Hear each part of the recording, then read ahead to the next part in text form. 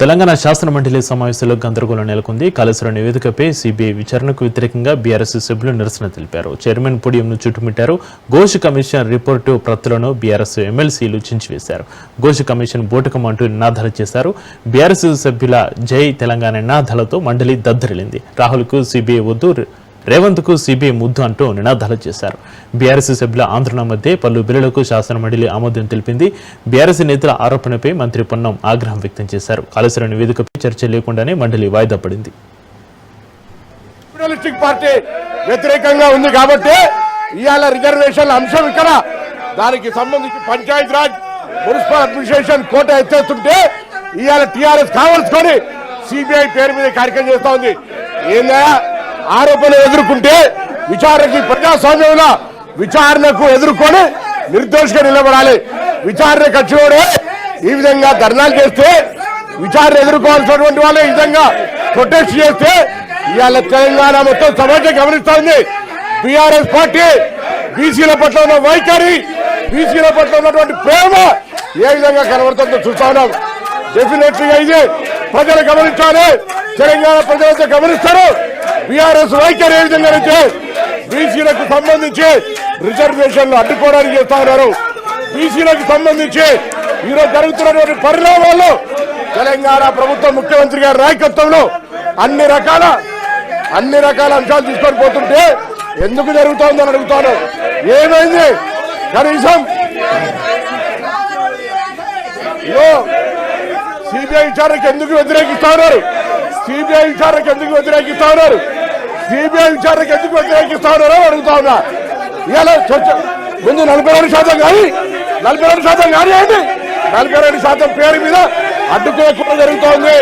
కేసీఆర్ కుటుంబానికి సర్వేలో కూడా పాల్గొనలే. వీళ్ళు ఇష్టం లేదు కడుపులో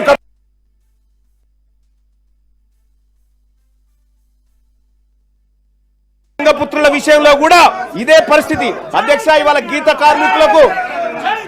కార్మికులకు మనము వైన్ షాప్లలో రిజర్వేషన్ అని చెప్తా ఉన్నాం.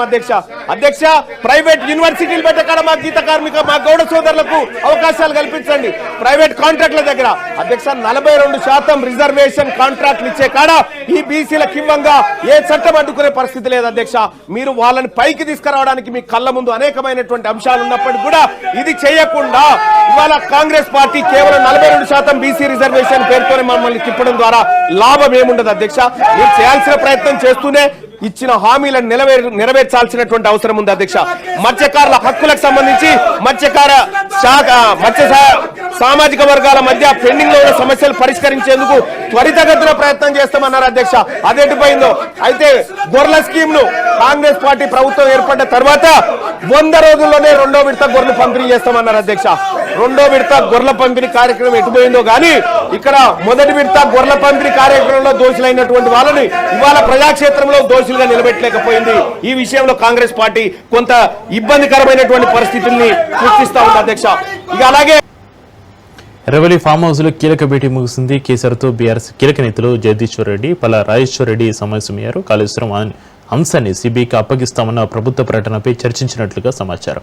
ఇక తాజా రాజకీయ పరిణామాలపై కూడా చర్చించారు. హరీష్ రావుకు మద్దతుగా ఎక్స్ లో పోస్టు చేసింది బీఆర్ఎస్ పార్టీ. ఇది 6 అడుగుల బుల్లెట్ అంటూ ఎక్స్ లో బీఆర్ఎస్ పోస్టు చేసింది. సింహం సింగిల్ గానే వస్తుందని, కాళేశ్వరంపై కాంగ్రెస్ ప్రచారాన్ని ఆధారాలతో సహా తిప్పికొట్టారని పోస్టు పెట్టింది బీఆర్ఎస్ పార్టీ.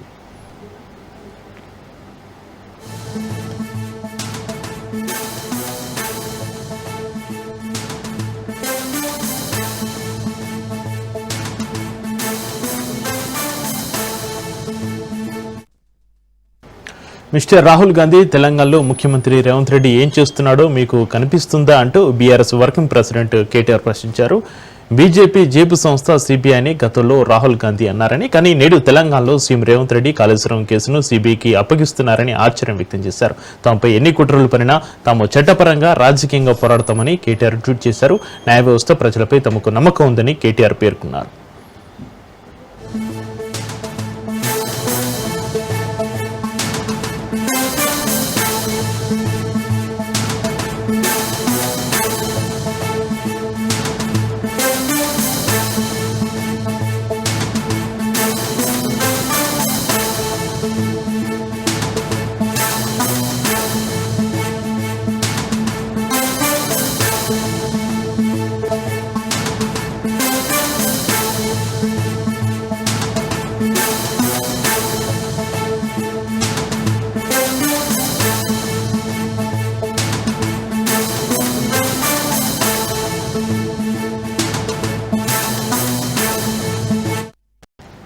బీఆర్ఎస్ పోస్ట్ చేస్తున్న హరీష్ రావు వీడియోను కేటీఆర్ రీట్వీట్ చేశారు. ఇది ఒక మా డైనమిక్ లీడర్ హరీష్ రావు ఇచ్చిన మాస్టర్ క్లాస్ అని క్యాప్షన్ ఇచ్చారు. ఇక కేసీఆర్ ప్రేసిస్యుడి నుంచి కాంగ్రెస్ ఎమ్మెల్యేలు మంత్రులు ఇరిగేషన్ గురించి ఎంతో నేర్చుకుని ఉంటారని ఆశిస్తున్నామని కొనియాడారు.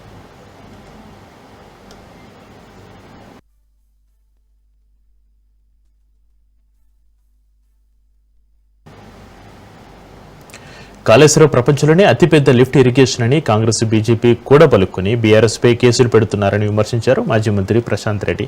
కాంగ్రెస్ బీజేపీ బంద్ అసెంబ్లీలో నగ్నంగా కనిపించిందని, కాళేశ్వరం ప్రాజెక్టు తెలంగాణ జీవనాడి అని వివరించారు. కాళేశ్వరం ప్రపంచంలోనే అతిపెద్ద లిఫ్ట్ ఇరిగేషన్ ప్రాజెక్టు అని, మేడిగడ్డ ప్రాజెక్టు 7 బ్లాక్లో 1 బ్లాక్లోనే సమస్య ఉందని, మిగతావన్నీ బాగానే ఉన్నాయన్నారు. ఎందుకంటే రాహుల్ గాంధీ ఏది చెప్తాడో అక్కడ కాంగ్రెస్ పార్టీ ప్రభుత్వం అది పాటిస్తుంది. Rahul Gandhi CBI, ED, IT డిపార్ట్మెంట్లు బీజేపీ దాన్ని ప్రతిపక్షాలను ఎలిమినేట్ చేయడానికి వాడుకుంటుందని రాహుల్ గాంధీ చెప్పింది. కాబట్టి కర్ణాటకలో కాంగ్రెస్ పార్టీ ప్రభుత్వం దాన్ని పాటించి అక్కడ సిబిఐని బ్యాన్ చేసింది. కానీ తెలంగాణలో మరి కాంగ్రెస్ పార్టీ ప్రభుత్వం కాదు కదా ఉన్నది. తెలంగాణలో రేవంత్ రెడ్డి గారు బీజేపీ కాంగ్రెస్ పార్టీ ముసుగులో బీజేపీ ప్రభుత్వం నడిపిస్తా ఉన్నది రేవంత్ రెడ్డి గారు. అందుకే ఇక్కడ కాళేశ్వరంపై సిబిఐ విచారణ ఆపాలంటూ బీఆర్ఎస్ నేతలు హరీష్ రావు, కేసీఆర్ ఇవాళ హైకోర్టును ఆశ్రయించారు. సిబిఐ విచారణ ఆపాలంటూ లంచ్ మోషన్ పిటిషన్ దాఖలు చేశారు. కాళేశ్వరం పిటిషన్పై రేపు విచారణ చేపడతామని హైకోర్టు తెలిపింది. అయితే రేపటి వరకు ఎలాంటి చర్యలు తీసుకోవద్దని ఆదేశించలేమని హైకోర్టు పేర్కొంది. అయితే ఏం చర్యలు తీసుకుంటారో రేపటిలోపు కోర్టుకు తెలపాలని ప్రభుత్వాన్ని ఆదేశించింది. కాళేశ్వరంపై సిబిఐ విచారణ జరిపిస్తామన్న ప్రభుత్వ నిర్ణయంపై హరీష్ రావు, కేసీఆర్ లాయర్లు హైకోర్టులో ప్రస్తావించారు.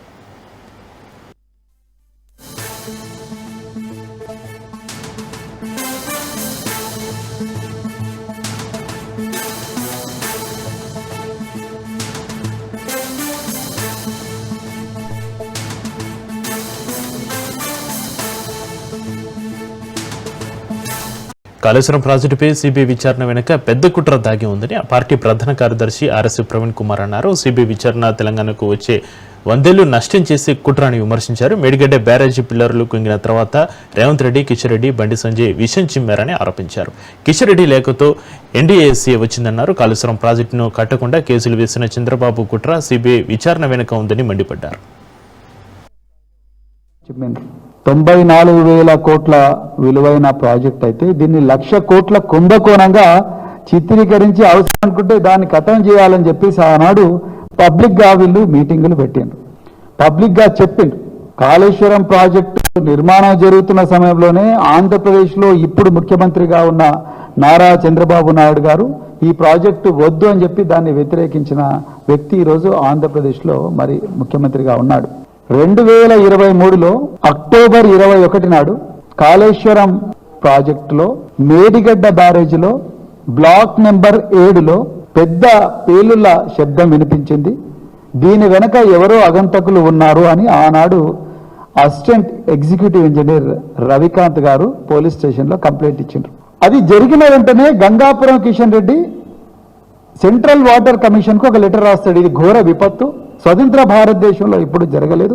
నేను మళ్ళీ చెప్తున్నాను, 94,000 కోట్ల విలువైన ఒక ప్రతిష్టాత్మకమైన ప్రాజెక్టు, అందులో 15 కోట్లు విలువ చేసే ఒక్క పిల్లర్ అనుమానాస్పద రీతిలో కుంగిపోతే దాన్ని జాతీయ విపత్తుగా చిత్రీకరించి కిషన్ రెడ్డి గారు సెంట్రల్ వాటర్ కమిషన్కు కేంద్ర జల వనరుల శాఖ మంత్రికి ఒక లెటర్ రాస్తారు.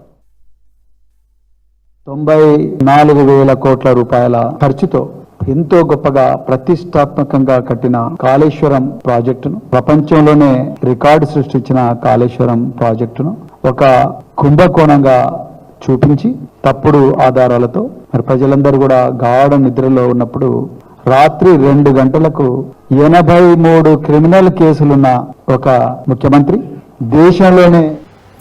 కాంగ్రెస్ ప్రభుత్వంపై బీఆర్ఎస్ పోరుపాట పట్టింది. కాళేశ్వరంపై సిబిఐ ఎంక్వైరీని నిరసిస్తూ ఆందోళనకు దిగింది. బీఆర్ఎస్ పార్టీ శ్రేణులతో కేటీఆర్ టెలికాన్ఫరెన్స్ నిర్వహించారు. కాళేశ్వరంపై కాంగ్రెస్ కుట్రలకు నిరసనగా నేడు రేపు ధర్నాలు చేయాలని పార్టీ శ్రేణులకు కేటీఆర్ పిలుపునిచ్చారు. మండల, జిల్లా కేంద్రాల్లో నిరసనలు తెలపాలన్నారు. ధర్నాలు, రాస్తారోకో, బైక్ ర్యాలీలు చేయాలని పిలుపునిచ్చారు. కేటీఆర్ పిలుపుతో ధర్నాలు, రాస్తారోకోలు చేస్తున్నారు బీఆర్ఎస్ శ్రేణులు.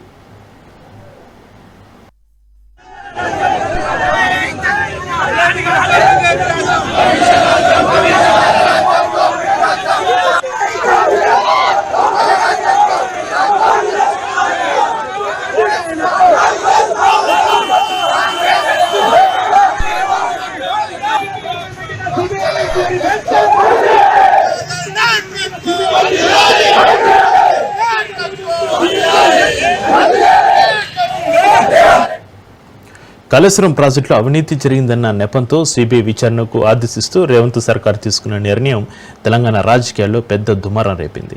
బీఆర్ఎస్ను దెబ్బతీసేందుకు బీజేపీ వేసిన మాస్టర్ స్కెచ్ను అమలు చేయడంలో భాగంగానే రేవంత్ సిబిఐ విచారణకు ఆదేశించారన్న వాదన వినిపిస్తుంది. మరోవైపు బీజేపీ భుజంపై తుపాకీ పెట్టి బీఆర్ఎస్ను టార్గెట్ చేస్తున్నారని రేవంత్పై గులాబీ దళం మండిపడుతుంది.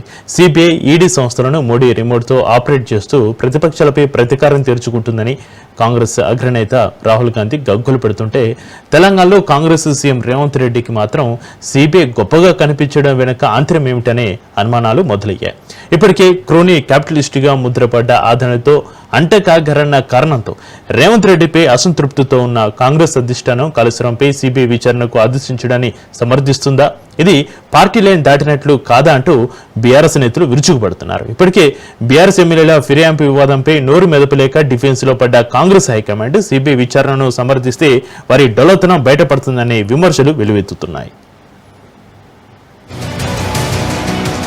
కాళేశ్వరం ప్రాజెక్టులో వేల కోట్ల రూపాయల అవినీతి జరిగిందనే ఆరోపణలపై పీసీ ఘోష్ కమిషన్ చేత విచారణ జరిపిన రేవంత్ సర్కార్ కొండను తవ్వి ఎలుకను పట్టిందనే విషయం అసెంబ్లీ సమావేశంలో తేలిపోయిందని బీఆర్ఎస్ నేతలు విమర్శిస్తున్నారు. ఘోష్ కమిషన్ నివేదిక మొత్తం తప్పుల తడకగా ఉందనే వాస్తవాన్ని తమ వాదనలతో నిరూపించామని, దీంతో అసెంబ్లీలో సమాధానం చెప్పలేక రేవంత్ కో ఆత్మరక్షణలో పడిందన్నది గులాబీ నేతల వాదన.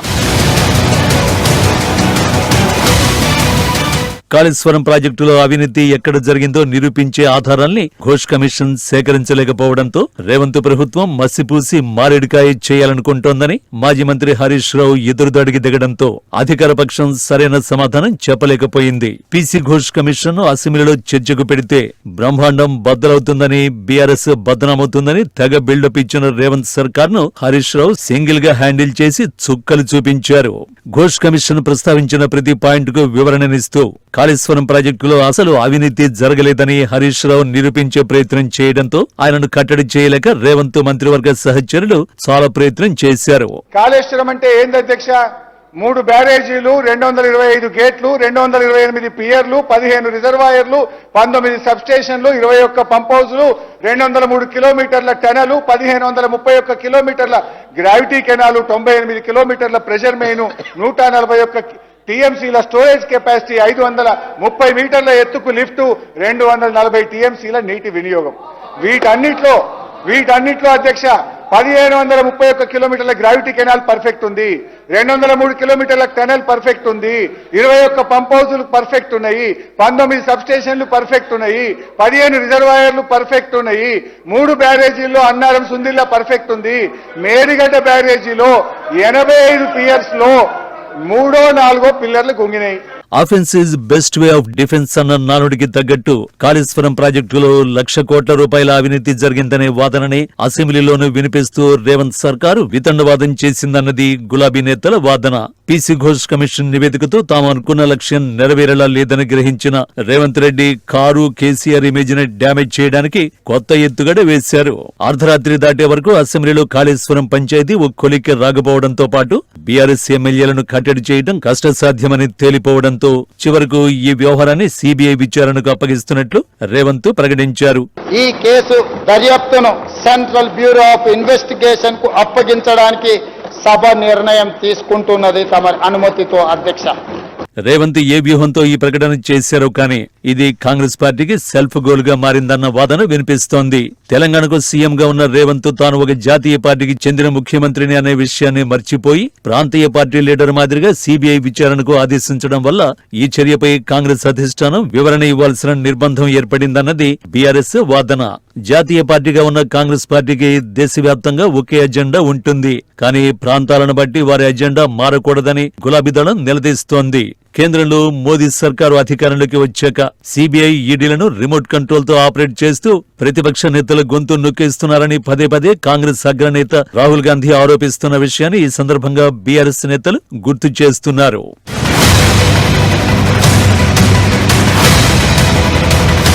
రాహుల్ గాంధీ దృష్టిలో సిబిఐ అనేది మోడీ ప్రభుత్వం చేతిలో కీలుబొమ్మ, ప్రతిపక్ష నేతలపై ప్రతీకారం తీర్చుకునే ఒక ఆయుధం లాంటిది. ఇలా కేంద్రం కన్సర్న్లో పనిచేసే సిబిఐకి కాళేశ్వరం కేసును అప్పచెప్పడాన్ని రాహుల్ సమర్థిస్తారా? ఒకవేళ సమర్థిస్తే రేపు మోదీ సర్కార్ ఇదే విషయాన్ని ఉదాహరణగా చూపి కాంగ్రెస్ ను తూర్పారబట్టే అవకాశం ఉంది కదా అని బీఆర్ఎస్ నేతలు నిలదీస్తున్నారు. రేవంత్ రెడ్డి వాలకాన్ని చూస్తుంటే బీజేపీ చేతిలో కీలుబొమ్మగా మారిపోయారనే విషయం స్పష్టమైపోతోందని, అందుకే కాంగ్రెస్ హైకమాండ్ వైఖరికి భిన్నంగా సీబీఐకి ప్రాధాన్యతనిస్తున్నారని గులాబీ పార్టీ ఆరోపిస్తోంది. రేవంత్ ను అడ్డం పెట్టుకుని బీజేపీ తెలంగాణలో పావులు కదుపుతోందని, అందుకే సీబీఐ విచారణకు ఆదేశించిన రేవంత్ నిర్ణయాన్ని కమలనాథులు సమర్థిస్తున్నారన్నది బీఆర్ఎస్ నాయకుల నిశ్చితాభిప్రాయం. తమపై ప్రతీకారం తీర్చుకునేందుకు సీబీఐను పావుగా వాడుకోవాలనే రేవంత్ వ్యూహం కాంగ్రెస్ హైకమాండ్ మెడకు ఉచ్చుగా బిగిసిపోతుందని, భవిష్యత్తులో నేషనల్ హెరాల్డ్ కేసులో రాహుల్ గాంధీ అరెస్ట్ అయితే రేవంత్ నిర్ణయాన్ని ఉదాహరణగా చూపి మోడీ సర్కార్ దూకుడిని ప్రదర్శించే అవకాశం లేకపోలేదని గులాబీ నేతలు జోస్యం చెబుతున్నారు. కాళేశ్వరం ప్రాజెక్టుపై విచారణను సిబిఐకి అప్పగించడంపై ఎంపీ ఈటల రాజేందర్ స్పందించారు.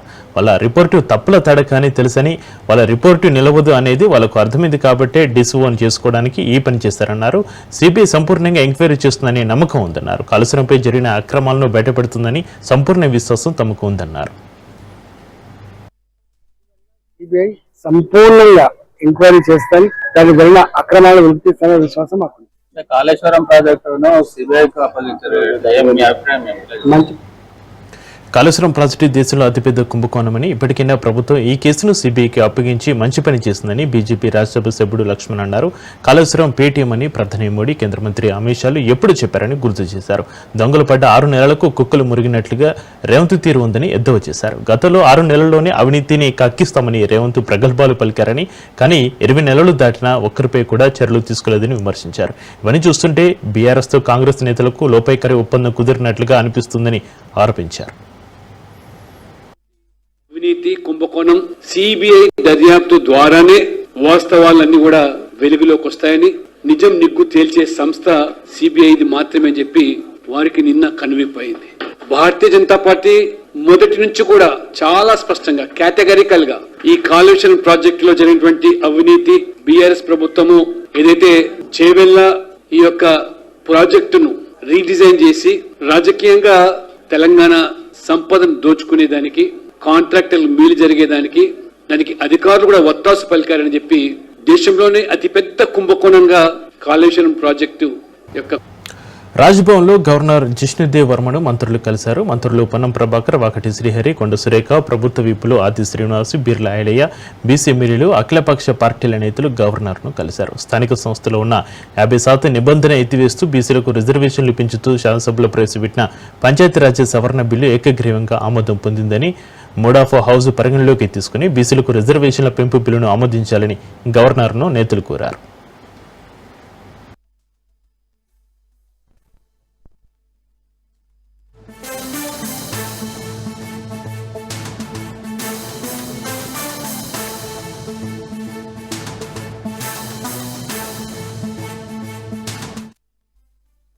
కాంగ్రెస్ పార్టీ ఎన్నికలకు ముందిచ్చినటువంటి కమిట్మెంట్, వాగ్దానం, ప్రామిస్ ని ఫుల్ఫిల్ చేస్తూ అధికారులకు రాగానే పోయిన సంవత్సరమే అసెంబ్లీ 2 చట్టాలు చేయడం జరిగింది. చట్టాలు కేంద్రంలో పెండింగ్ ఉంటే ఆర్డినెన్స్ చేయడం జరిగింది. మళ్ళీ ఇవ్వాలి. గతంలో 50% సీలింగ్ ఉన్నదని ఎత్తేస్తూ 42% లోకల్ బాడీస్ లో బీసీలకు ఇవ్వటానికి సుగమం చేస్తూ ఆ 50% సీలింగ్ ని ఎత్తేస్తూ నిన్న మళ్ళీ కొత్త చట్టం చేయడం జరిగింది. అది గవర్నర్ గారికి వస్తుంది కాబట్టి ఈ రాష్ట్రంలో బీసీలు 56.33% ఉన్నారని కాస్ట్ సర్వే ద్వారా శాస్త్రీయబద్ధంగా ఒక డాక్యుమెంట్ ని తెలంగాణలో కాంగ్రెస్ ప్రభుత్వం ఇచ్చింది. ఆ డాక్యుమెంట్ ఆధారంగా మాకు రిజర్వేషన్ ఇవ్వాల్సిందిగా బీసీ సంఘాలు కోరుతా ఉన్నాయి. డాక్యుమెంట్ ని కుల సర్వే ద్వారా వచ్చిన డాక్యుమెంట్ ఆధారం చేసుకొని అదే బేస్ గా చేసుకొని రాష్ట్ర అసెంబ్లీలో చట్టాలు చేయడం జరిగింది. పంచాయతీరాజ్ మంత్రి గారిన బిల్లు రాజ్యాంగాన్ని కాపాడడం కోసం ఉపరాష్ట్రపతి ఎన్నికల్లో పోటీ చేస్తున్నామన్నారు ఇండియా కూటమి అభ్యర్థి జస్టిస్ సుదర్శన్ రెడ్డి. తాను రాజకీయాల్లో ప్రవేశించలేదని, పౌర హక్కులు, సామాజిక న్యాయం గురించి మాట్లాడతానన్నారు. తనకు ఏ పార్టీలో సభ్యత్వం లేదు, ఇక ముందు కూడా ఉండదన్నారు జస్టిస్ సుదర్శన్ రెడ్డి.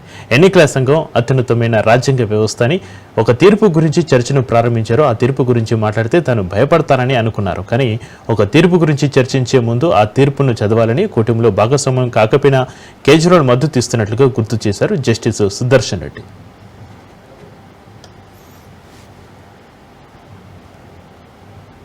ఆత్మగౌరవ ప్రతీకను నేను హిమాలయ పర్వతాలు ఎక్కి అక్కడ స్థాపించొచ్చినా అని చెప్పను. నేను అంత వెరితనం లేదు, అమాయకత్వం లేదు.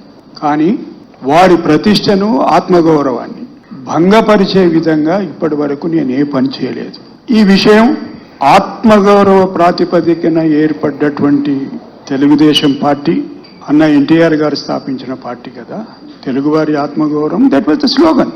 దాన్ని భుజాల ప్రధానంగా జాతీయ రాజకీయాలలో నీలం సంజీవరెడ్డి గారు, పివి నరసింహారావు గారు, ఎన్టీ రామారావు గారు, జైపాల్ రెడ్డి గారు, వెంకయ్య నాయుడు గారు వివిధ సందర్భాలలో, వివిధ హోదాలలో జాతీయ రాజకీయాలలో క్రియాశీలక పాత్ర పోషించారు. ఈ రోజు జాతీయ స్థాయిలో తెలుగు వాళ్ళ మనుగడ, ఉనికి ప్రమాదకరంగా మారిన సందర్భంలో ఇండియా కూటమి రాజ్యాంగ నిపుణుడు, న్యాయ కోవిదుడు జస్టిస్ సుదర్శన్ రెడ్డి గారిని పార్టీలకు, రాజకీయాలకు అతీతంగా ఉపరాష్ట్రపతి అభ్యర్థిగా ప్రకటించడం జరిగింది. ఇండియా కూటమి యొక్క ఆలోచనను జస్టిస్ సుదర్శన్ రెడ్డి గారు గౌరవించి ఈ రోజు ఎన్నికల బరిలో దిగడం జరిగింది. వారు ఎన్నికల బరిలో రావడంతో ఎన్డీఏ కూటమికి జాతీయ స్థాయిలో బతుకమ్మ పండుగను గొప్ప కార్నివాల్గా నిర్వహిస్తామని మంత్రి జూపల్లి కృష్ణారావు తెలిపారు. ఈ నెల 21 నుంచి 30 వరకు బతుకమ్మ వేడుకలు నిర్వహించనున్నట్లుగా చెప్పారు. ఈ నెల 21న వీస్తంబాల గుడిలో బతుకమ్మ వేడుకలు ప్రారంభమవుతాయన్నారు. గిన్నెస్ బుక్ రికార్డ్స్ సాధించే లక్ష్యంతో ఈ నెల 29న ఎల్బీ స్టేడియంలో ఘనంగా బతుకమ్మ వేడుకలు నిర్వహిస్తామన్నారు. పీపుల్స్ ప్లాజాలో మహిళా స్వయం సహాయక సంఘాలతో ప్రత్యేక వేడుకలు నిర్వహిస్తున్నామన్నారు. రాష్ట్ర వ్యాప్తంగా కాలేజీలలో విద్యార్థులంతా పాల్గొనేలా వేడుకలు ఉంటాయని తెలిపారు.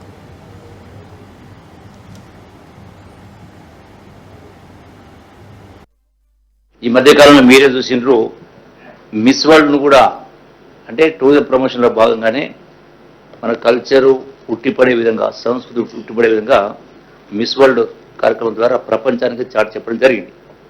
మన రాష్ట్రంలో నిర్వహించేటువంటి పండుగల యొక్క విశిష్టత, మన సంస్కృతి ప్రపంచాన్ని ఆకర్షించే విధంగా ఎన్నికల ముందు సిద్ధమని నినాదాలు చేసిన వారికి సూటిగా సవాల్ విసురుతున్న దమ్ముంటే అసెంబ్లీకి రాండి, ఎవరిది విధ్వంసమో ఎవరిది అభివృద్ధో తేల్చుకుందామంటూ సీఎం చంద్రబాబు వైసీపీకి సవాల్ విసిరారు.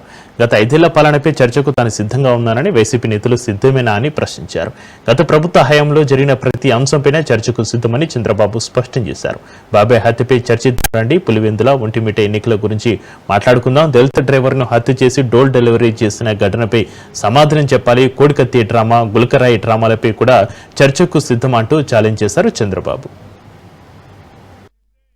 అమరావతి ఎడారిని చేస్తామని ఎడారి చేస్తారు, మా రోడ్లేసి రోడ్లన్నీ గుంతలు పెడతారు. అవునా కాదా అని అడుగుతున్నా. అలాంటి పార్టీకి నేను ఇచ్చే సవాల్ ఏంటంటే, మొన్నన్నారు సిద్ధం అని ఎగిరిపడ్డారు. సూటిగా అడుగుతున్నా, అసెంబ్లీకి సిద్ధమా? 11 మంది ఉన్నారు, అసెంబ్లీకి రండి. ఎవరిది విద్వ వైసీపీ అధ్యక్షుడు మాజీ సీఎం జగన్ సెప్టెంబర్ 1 నుంచి 3 రోజుల పాటు వైఎస్ఆర్ జిల్లా పులివెందుల నియోజకవర్గంలో పర్యటించనున్నారు. మధ్యాహ్నం పులివెందుల చేరుకుని బాగ్రావుపురంలోని క్యాంపు కార్యాలయంలో ప్రజలకు అందుబాటులో ఉంటారు. రాత్రి అక్కడ నివాసంలో బస చేస్తారు. ఇక 2వ తేదీ ఉదయం ఇడుపులపైకు చేరుకుంటారు. అక్కడ వైఎస్ఆర్ ఘాట్ వద్ద తన తండ్రి దివంగత ముఖ్యమంత్రి రాజశేఖర రెడ్డి వర్ధంతి సందర్భంగా ఏర్పాటు చేసిన కార్యక్రమంలో పాల్గొని నివాళులర్పిస్తారు. ఆ తర్వాత లింగాల మండలం అంబకపల్లి చేరుకుని గంగమ్మ కొంట వద్ద జలహారతి కార్యక్రమంలో పాల్గొంటారు. అనంతరం పులివెందుల చేరుకుని క్యాంపు కార్యాలయంలో ప్రజలకు అందుబాటులో ఉంటారు. రాత్రికి అక్కడ నివాసంలో బస చేస్తారు. ఇక 3వ తేదీ ఉదయం పులివెందుల నుంచి తిరిగి ప్రయాణమవుతారు. మహబూబాబాద్ జిల్లా మరిపేడ మండలాల్లో యూరియా కోసం రైతులు జాతీయ రహదారిపై రాస్తారోకో నిర్వహించారు. రైతుల ఆందోళనతో భారీగా ట్రాఫిక్ స్తంభించింది. గత 10 రోజులుగా యూరియా కోసం వ్యవసాయ కేంద్రాల చుట్టూ తిరుగుతున్నా అధికారులు పట్టించుకోవడం లేదని రైతులు ఆందోళన వ్యక్తం చేస్తున్నారు. అధికారులు, ప్రజాప్రతినిధులు స్పందించి రైతులకు యూరియా అందించి ఆదుకోవాలని రైతులు డిమాండ్ చేశారు.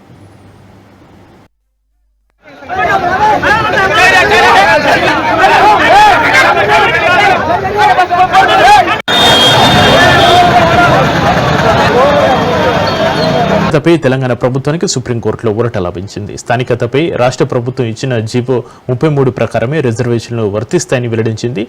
వైద్య విద్యలో రిజర్వేషన్లు పొందాలంటే ఆ రాష్ట్రంలో 4 ఏళ్లు చదవాల్సిందని స్పష్టం చేసింది. స్థానికతపై గతంలో హైకోర్టు ఇచ్చిన ఆదేశాలను సుప్రీంకోర్టు కొట్టివేసింది. లోకల్ రిజర్వేషన్లు పొందాలంటే వరుసగా 9వ తరగతి నుంచి 12వ తరగతి వరకు స్థానికంగా చదవాల్సిందేనని సుప్రీంకోర్టు వెల్లడించింది. ఓట్ల చోరీకి సంబంధించి త్వరలోనే హైడ్రోజన్ బాంబు లాంటి సమాచారాన్ని తమ పార్టీ విడుదల చేయబోతుందన్నారు కాంగ్రెస్ అగ్రనేత రాహుల్ గాంధీ. ఆ సమాచారాన్ని తాము విడుదల చేశాక ప్రధానమంత్రి నరేంద్ర మోడీ ఇక తన మొహాన్ని దేశానికి చూపించలేరన్నారు. హైడ్రోజన్ బాంబు అనేది ఆటం బాంబు కంటే పెద్దదని, దాన్ని ఎదుర్కొనేందుకు బీజేపీ నేతలు సిద్ధంగా ఉండాలని ఆయన హెచ్చరించారు. చైనాలోని టియాన్జిన్ వేదికగా షాంఘై సహకార సంస్థ 25వ శిఖరాగ్ర సదస్సు జరుగుతుంది. చైనా అధ్యక్షుడు షీ జిన్పింగ్ అధ్యక్షతన జరుగుతున్న ఈ సదస్సుకు భారత ప్రధాని మోడీ, రష్యా అధ్యక్షుడు పుతిన్ సహా వివిధ దేశాధినేతలు హాజరయ్యారు. ఈ సందర్భంగా సదస్సు ప్రారంభ సమయంలో పుతిన్ను ప్రధాని మోడీ ఆత్మీయంగా పలకరించారు. షేక్ హ్యాండ్ ఇచ్చి ఆలింగనం చేసుకున్నారు. ఆ వీడియోలను మోడీ తన ఎక్స్లో ఖాతాలో పంచుకున్నారు. ఇక పుతిన్ను కలవడం ఎల్లప్పుడూ ఆనందంగా ఉంటుందని రాసుకొచ్చారు. ఇక జిన్పింగ్ పుతిన్తో సంభాషించిన చిత్రాలను కూడా పంచుకున్నారు. మోడీ టియాన్జిన్లో చర్చలు కొనసాగుతున్నాయని పేర్కొన్నారు.